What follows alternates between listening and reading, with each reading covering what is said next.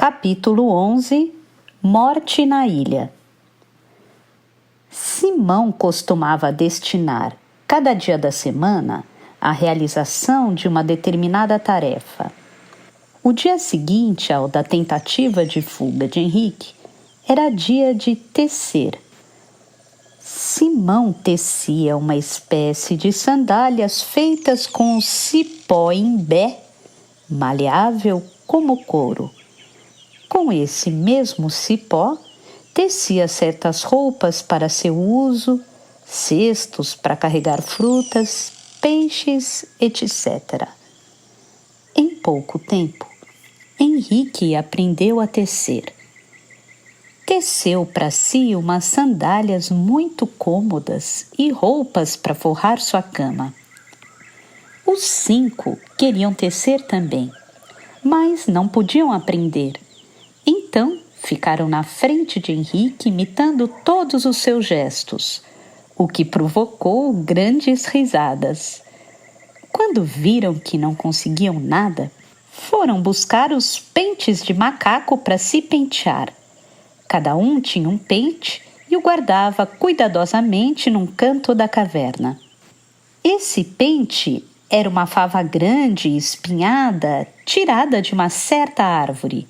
Quando não tinham o que fazer, os 5 iam se pentear. E quando cansavam de se pentear, iam se catar. Henrique não sabia se eram pulgas o que eles catavam uns nos outros, entre caretas e guinchos.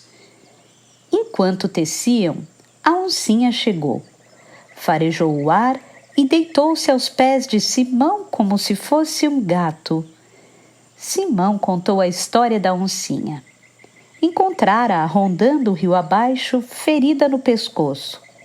Tratara dela, curara o ferimento e ela nunca mais se fora. Ficara na ilha vivendo com Simão e os outros animais em íntima camaradagem. Nesse dia, ao almoço, tiveram carne de capivara com abóbora e, como sobremesa, mandioca cozida adoçada com mel. A batata doce da ilha era tão doce como se tivesse açúcar, e Henrique comia-a quase todos os dias. Depois do almoço, Simão olhou o céu dizendo: 2 horas já! Vamos continuar nosso trabalho. Já estava começando a anoitecer quando pararam para tomar água de coco verde. Então viram o veado Lucas chegar correndo, subir para o planalto e encostar-se às pernas de Simão, quase sem fôlego. Simão admirou-se e perguntou como se o veado pudesse responder: "O que há, Lucas? Aconteceu alguma coisa?" E passou a mão pela testa do animal. Lucas não sabia falar por meio de palavras, mas fez gestos mostrando a Simão o que ele queria e foi como se tivesse falado.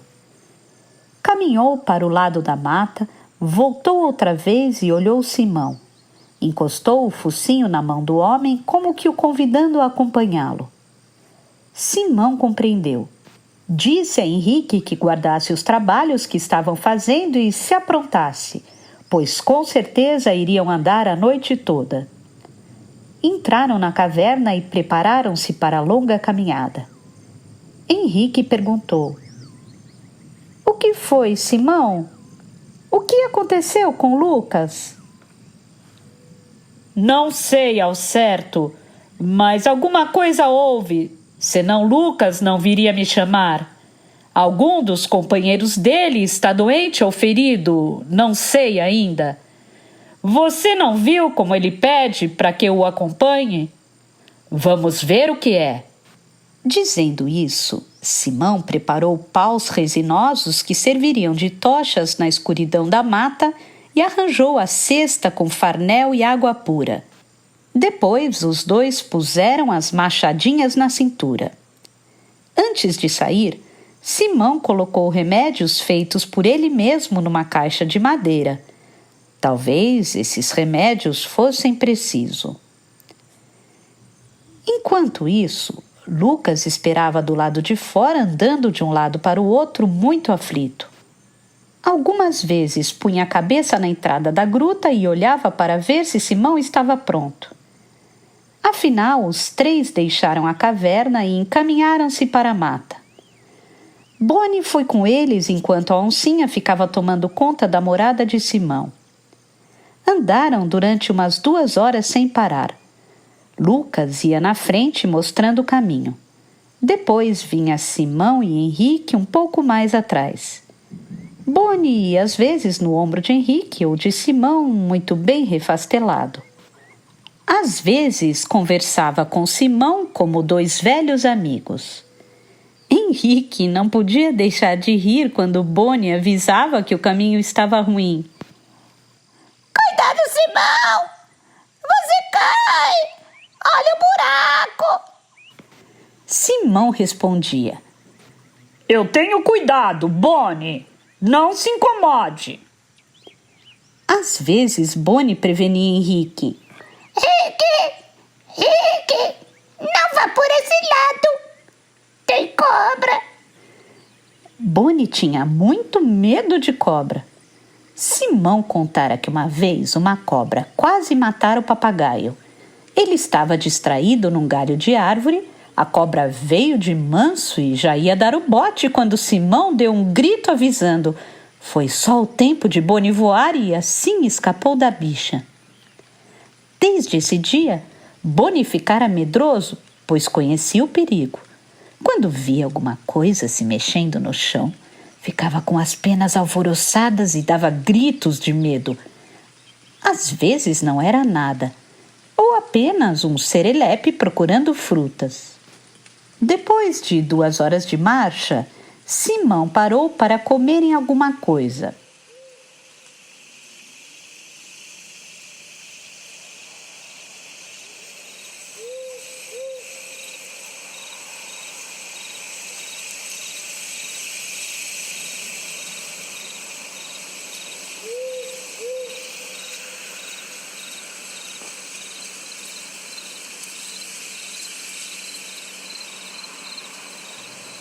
Após terem comido, beberam água e continuaram. A noite estava cerrada. Ouvia-se o cri-cri dos grilos nas moitas. Um ou outro grito de animal vindo das folhagens mais fechadas. De repente, Lucas parou farejando o ar. Olhou à direita e à esquerda com ar receoso. Simão perguntou baixinho: O que há, Lucas? Está ouvindo alguma coisa? Pararam todos e ficaram escutando. Não se ouvia nada, mas Simão percebeu que o veado estava com medo. Resolveu acender uma tocha e procurar o que estava assustando Lucas. Abriu sem fazer o menor ruído a caixa de madeira onde guardava os remédios e também os pauzinhos que ele chamava de fósforo. Eram uns paus pequenos e tão secos que, ao esfregar com força um no outro, pegavam fogo sem demora. Aliás, Simão estava tão perito nisso que num instante aparecia uma faísca, como se fosse mesmo um fósforo que se acendesse. Como Simão era homem previdente e sabia que não tinha outros recursos senão os que ele mesmo arranjava, trazia sempre uma brasa na sua caixinha. Num instante apareceu uma luzinha e Simão acendeu uma das tochas que Henrique levava entre as mãos. Olharam à volta examinando o lugar onde estavam. Era mato cerrado e úmido. Havia cipós trançados entre uma árvore e outra. Os olhos de Lucas estavam assustados e fixos nos cipós. Boni ficou com as penas assanhadas e com os olhinhos redondos procurava alguma coisa no chão.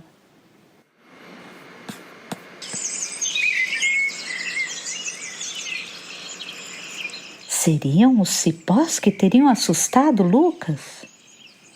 Simão levantou a machadinha e ia cortar o cipó mais grosso que havia à sua frente, quando ouviu um grito aflito de Boni. Boni estava no ombro de Henrique e gritara de medo. Simão ficou parado com a machadinha no ar e procurou Lucas.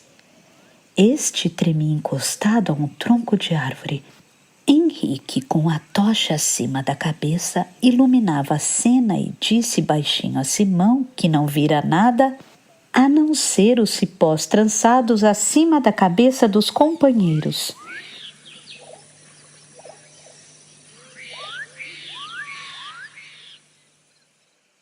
O que seria?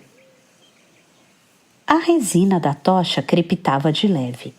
Não havia vento nesse lugar e tudo estava parado, imóvel. Até a chama da tocha não se movia.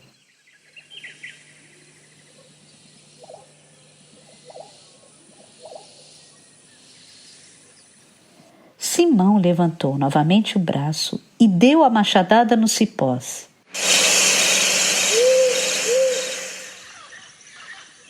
Eles todos se movimentaram e um deles, o mais grosso, ficou dependurado no espaço sem parar de se mexer.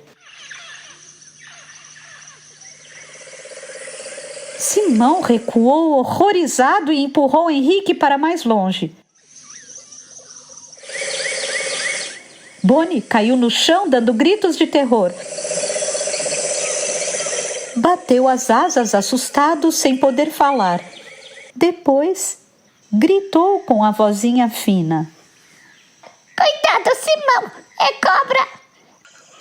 E desta vez era mesmo.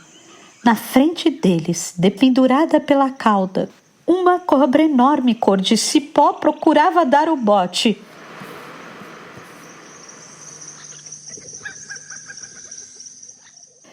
O que Simão e Henrique julgavam ser cipó era a cobra.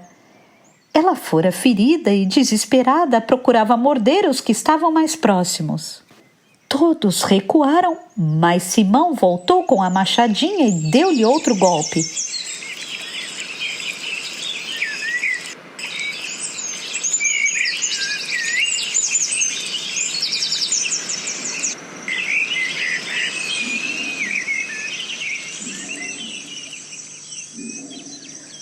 Ela foi cortada pelo meio. Caiu ao chão em 2 pedaços que ainda ficaram fazendo movimentos. Lucas, que havia recuado, voltou para olhar ainda trêmulo de susto. Boni, quase morto de medo, fechava os olhos com força sem coragem de olhar. Simão apenas disse: Vamos continuar a marcha. Para a frente, Lucas.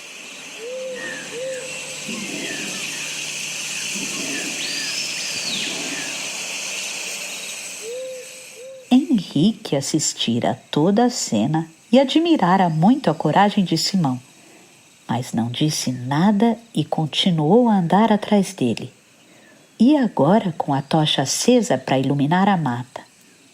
Mais adiante falou: Simão, você não tem medo de nada. Admiro sua coragem. Eu não seria capaz de fazer o que você fez. Simão sorriu e respondeu: O que eu havia de fazer, Henrique? Sair correndo e deixar a cobra venenosa no meio dos cipós? A gente, às vezes, aprende a ser valente. Henrique respondeu: Não, creio que você não aprendeu.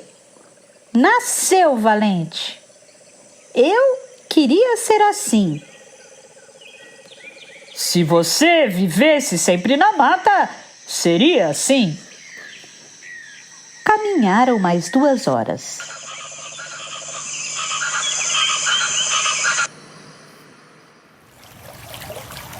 Afinal, pararam para tomar água numa grota. Desceram cautelosamente por trás de uma grande pedra e chegaram a uma nascente que havia lá embaixo entre avencas e samambaias.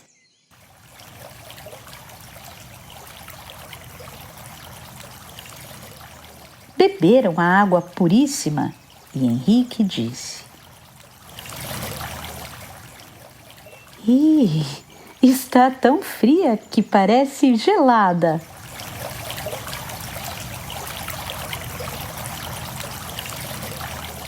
Boni também quis beber, mas não achou graça. Lucas bebeu em grandes goles. Subiram novamente o caminho que estava bem trilhado pelos animais que costumam ir beber na nascente. Henrique sentia-se cansado e de novo com fome, mas não se queixava para não interromper a marcha. Chegaram, afinal, a um lugar muito limpo no meio da floresta. Ali não havia cipós, nem folhagem cerrada.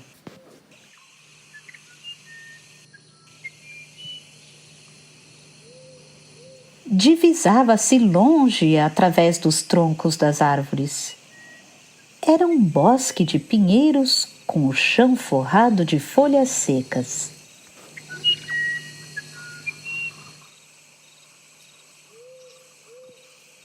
Havia entre as árvores uma plantinha rasteira que dava uma florzinha azul muito mimosa.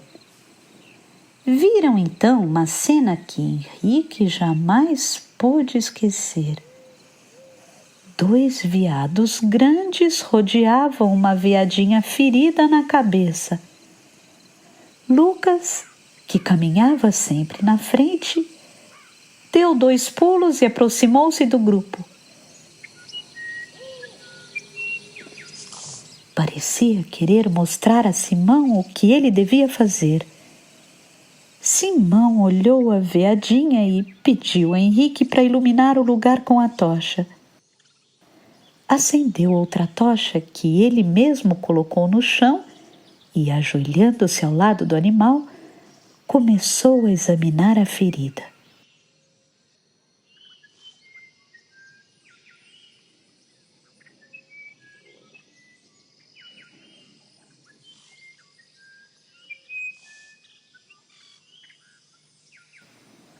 Era um ferimento de bala no meio da cabeça. Não havia salvação. A veadinha ia morrer. O sangue corria sem parar. Simão abriu a caixa de madeira, tirou o bálsamo que derramou sobre o ferimento. Depois procurou extrair a bala, mas não a encontrou, pois o ferimento era muito profundo. Ficou amparando a cabeça do animal agonizante. Olhou os veados que pareciam os pais da veadinha e viu lágrimas nos olhos deles. Lucas também chorava. Eram lágrimas verdadeiras que corriam dos olhos dos animais. Pareciam sentidíssimos com a morte da veadinha.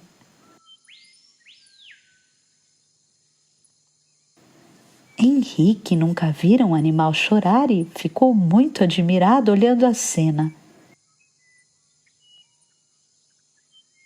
Simão murmurou: "Os caçadores não têm coração. Matam um pobre animal inofensivo pelo prazer de matar.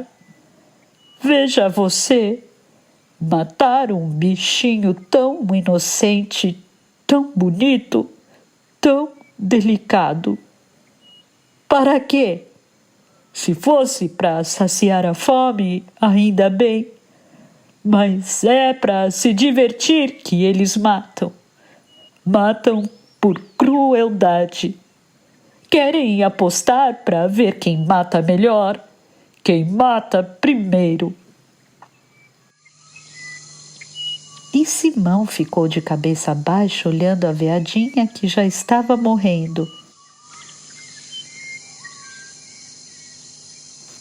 Henrique perguntou: Foram caçadores que fizeram isso? Quem mais, senão eles? Matam os pobres animais só por divertimento.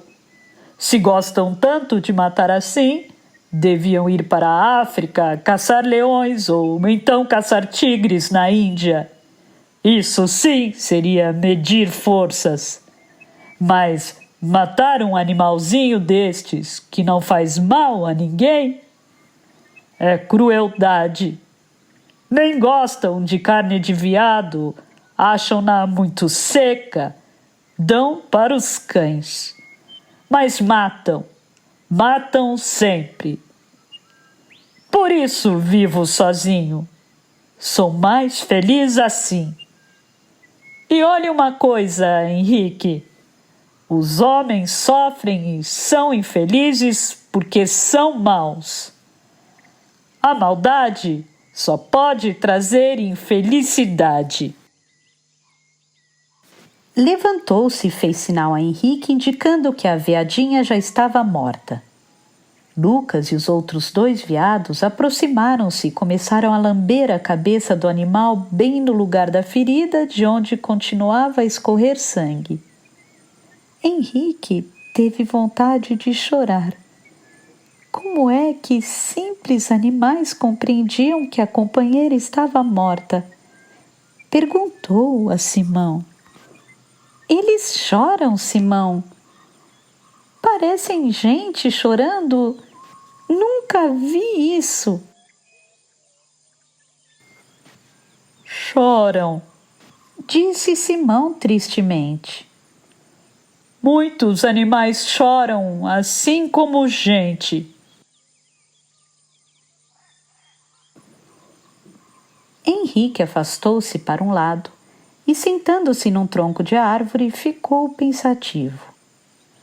Boni refestelou-se ao seu lado, convencido de que prestara um grande serviço vindo também. Simão, sentado de um lado, esperava o dia clarear.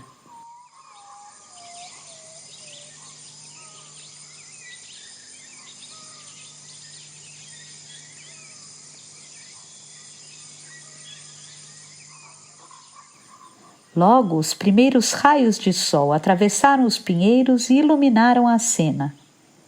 Henrique, que cochilara um pouquinho, acordou com uma bicada de Boni no seu nariz.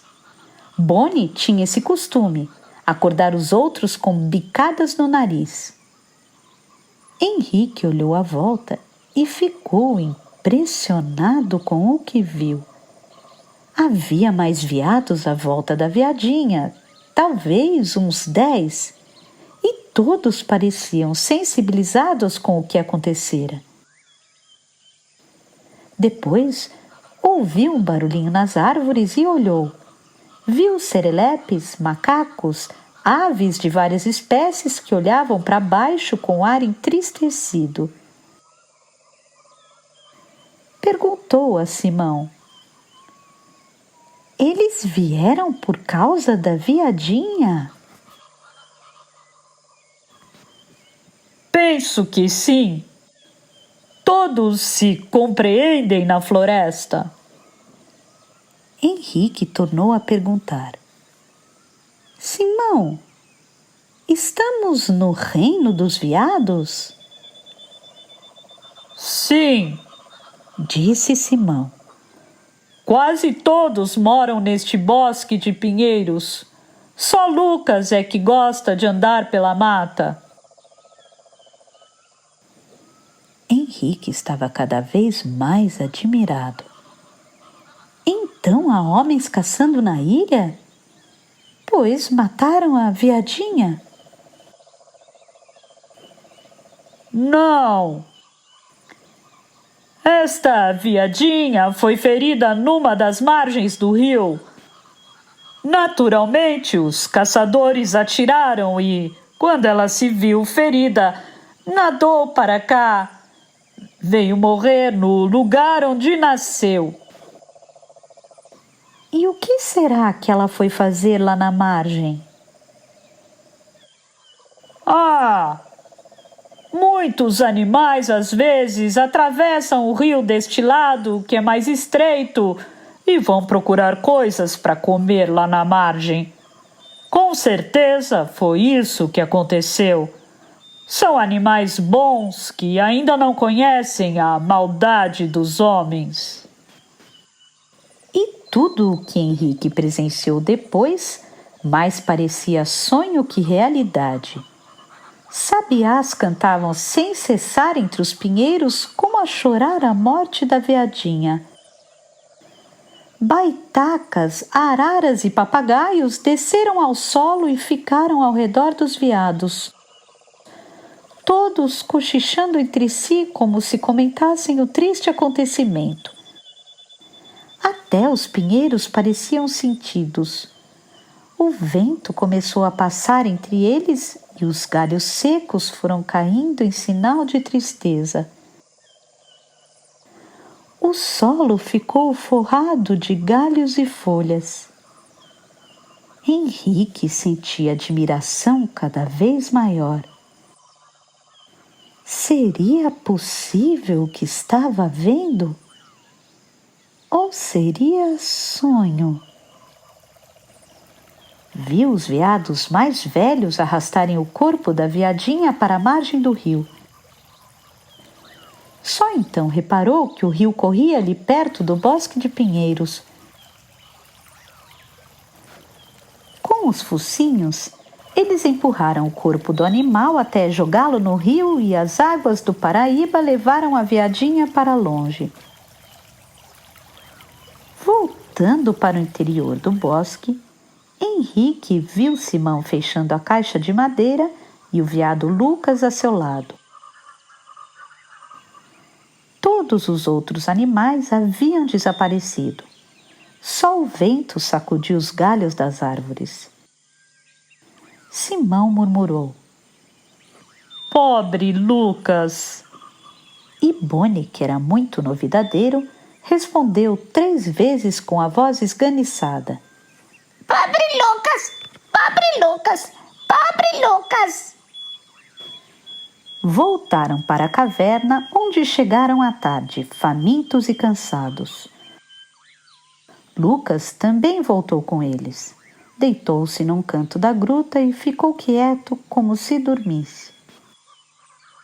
Simão preparou uma fritada de ovos e, como sobremesa, tiveram mangas que os 5 haviam trazido aquela tarde do pomar.